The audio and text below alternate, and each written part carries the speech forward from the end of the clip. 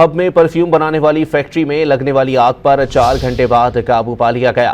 Factory में सुबह आग लगी थी। आग लगने की वजह मालूम ना हो सकी। पुलिस के मुताबिक फैक्ट्री में मौजूद केमिकल में आग लगी थी, जिसने फैक्ट्री को लपेट में ले लिया। आग लगने से कोई जानी नुकसान नहीं हुआ। हब में परफ्यूम बनाने वाली फैक्ट्री में लगने वाली आग पर 4 घंटे बाद काबू पा लिया गया। फैक्ट्री में सुबह आग लगी थी। आग लगने की वजह मालूम ना हो सकी। पुलिस के मुताबिक फैक्ट्री में मौजूद केमिकल में आग लगी थी, जिसने फैक्ट्री को लपेट में ले लिया। आग लगने से कोई जानी नुकसान नहीं हुआ।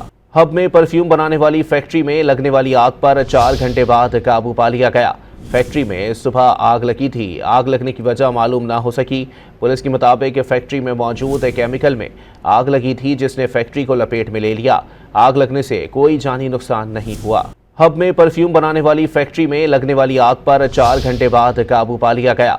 फैक्ट्री में सुबह आग लगी थी। आग लगने की वजह मालूम ना हो सकी। पुलिस के मुताबिक फैक्ट्री में मौजूद केमिकल में आग लगी थी, जिसने फैक्ट्री को लपेट में ले लिया। आग लगने से कोई जानी नुकसान नहीं हुआ।